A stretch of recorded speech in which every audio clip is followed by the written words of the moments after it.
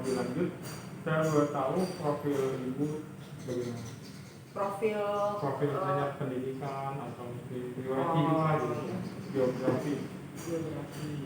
Nama Yuli Nambari Tani, lahir Jakarta 20 Juli 1975. Pendidikan S1 Ekonomi UPN Veteran Jakarta dan S1 Pendidikan Bahasa Inggris Unindra. Mulai mengajar di MTS Yaspina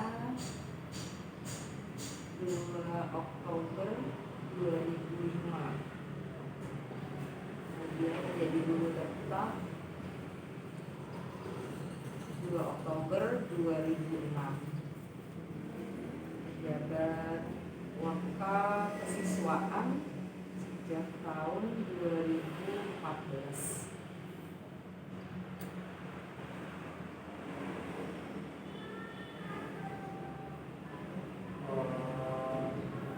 Langsung aja Bu ke pertanyaan selanjutnya. Seberapa penting sih arti evaluasi sistem pendidikan bagi Ibu selama guru? Ya, evaluasi sistem pendidikan penting. Kenapa? Karena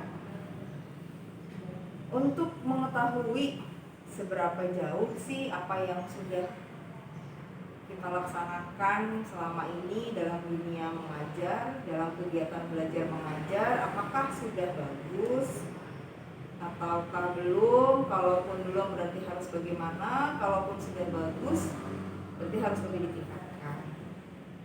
Sebab apapun kalau tidak ada evaluasi akan paham, ya nggak akan paham seberapa berhasil kita gitu.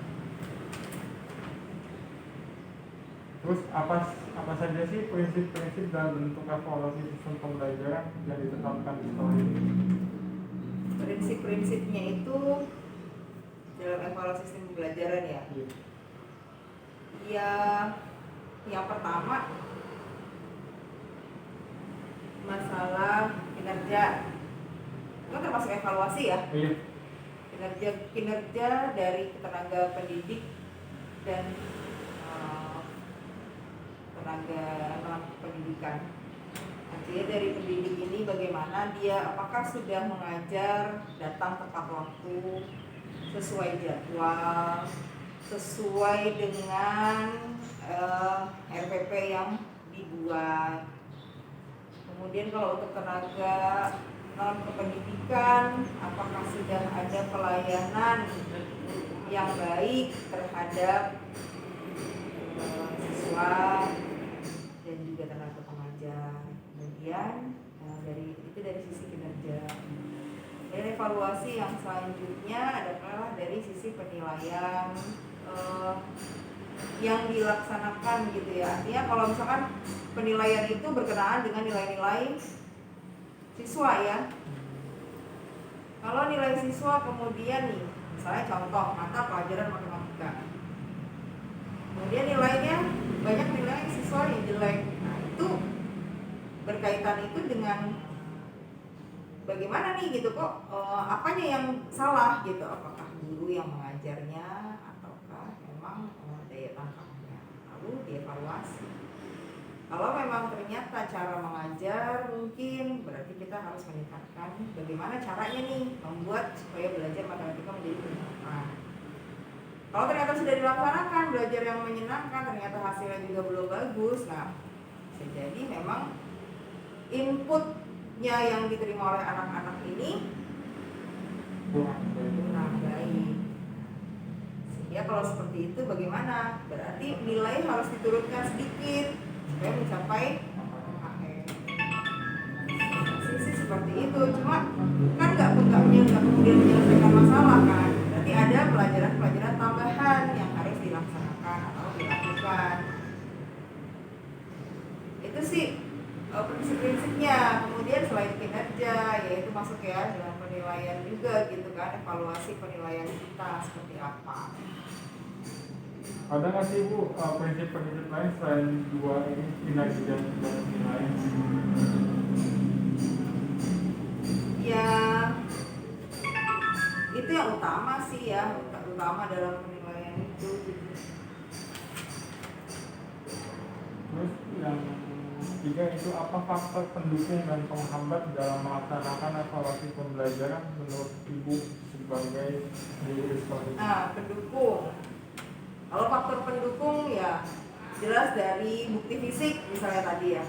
Akhirnya kita bisa ya absensi segala macam itu kan bukti fisik ya untuk evaluasi. Kalau penghambat itu terkadang rasa gak enak mas. Gak enaknya itu dalam segi apa? Nah, misalnya nih saya dengan usia yang 45 lebih tua lah ya 45, kemudian ada senior kan, masih ada yang mengajar udah lama, senior saya dan sebagainya. Nah terkadang itu untuk menegur misalnya, Pak, Bu, maaf ini kayaknya beberapa kali datang telat atau beberapa kali kayaknya meninggalkan kelas atau beberapa kali dan sebagainya. Nah itu kadang menjadi salah satu sebenarnya faktor penghambat. Atau kita udah kasih tahu ternyata ada kurang penerimaan yang baik. Nah sehingga akhirnya sebenarnya lebih pada faktor kinerja yang terkadang menjadi hambatan karena senioritas. Kadang itu sih. Kalau untuk faktor pendukungnya selain yang absensi tadi ya nilai yang ada ya faktor pendukung. Jadi kan dengan ada bukti nilai, dengan ada bukti nilai kita bisa mengevaluasi. Itu kan jelas nyata tuh mas tuh. Maksudnya itu kan secara bukti fisik ya, bukti fisik. Ya atau juga kita kadang bisa ini loh mas, bisa ada kuis dengan anak-anak, angket. Nah semacam itu, bagaimana nih misalnya bagaimana belajar Quran hadis gitu, menyenangkan atau mungkin ada kritik-kritik saran atau apa. Nah itu bisa juga mas salah satu menjadi acuan dari evaluasi tersebut. Kalau misalnya dari segi absensi ya Bu ya, kadang kan ada di lapangan kadang misalnya bolos nih malas, cuman kalau misalnya bukan nih nggak masuk karena malas, cuman pas ketika bilang sama temennya itu bilang sama guru saya sudah sakit gitu. Nah itu tanggapan dulu ya mas? Kalau di kami mas, kami hanya menerima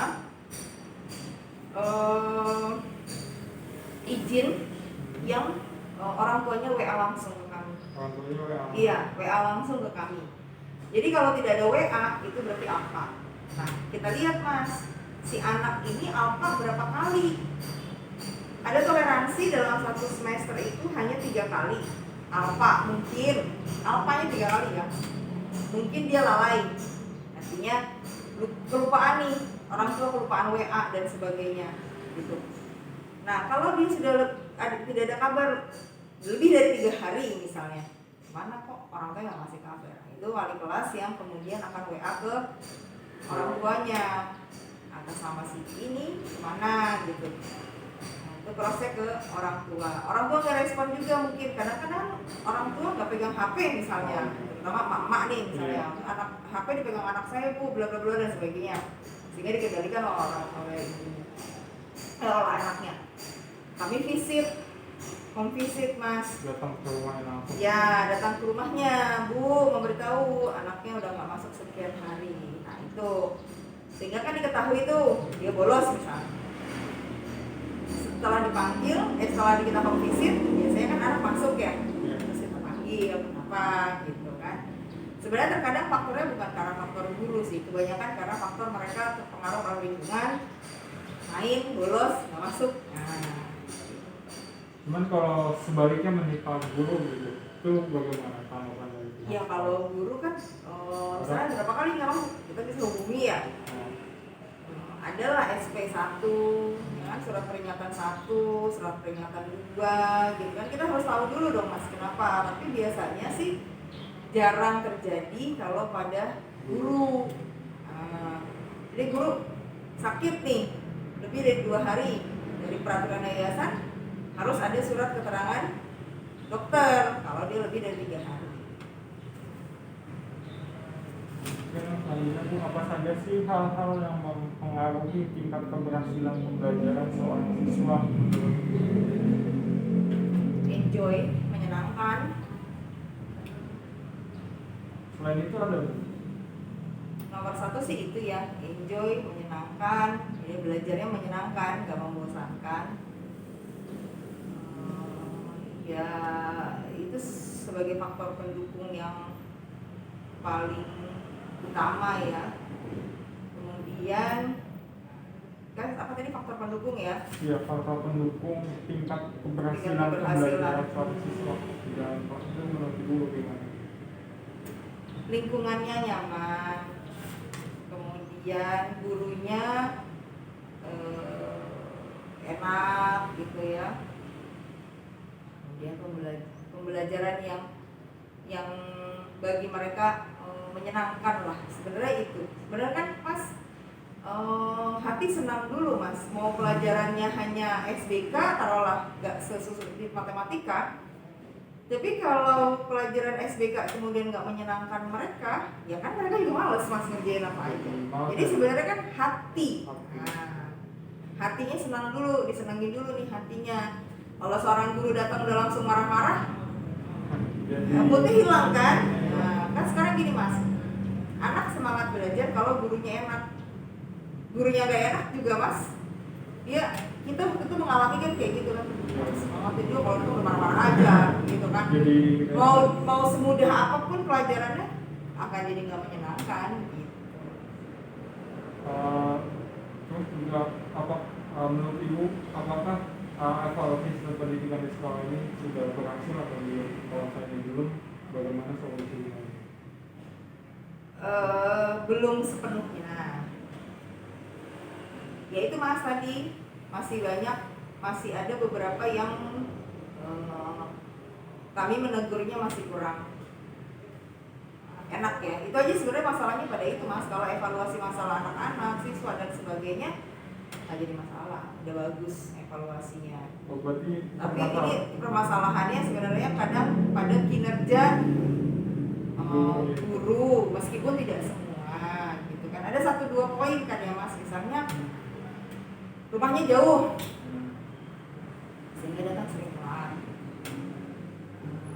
Nah, itu yang masih kita evaluasi beberapa.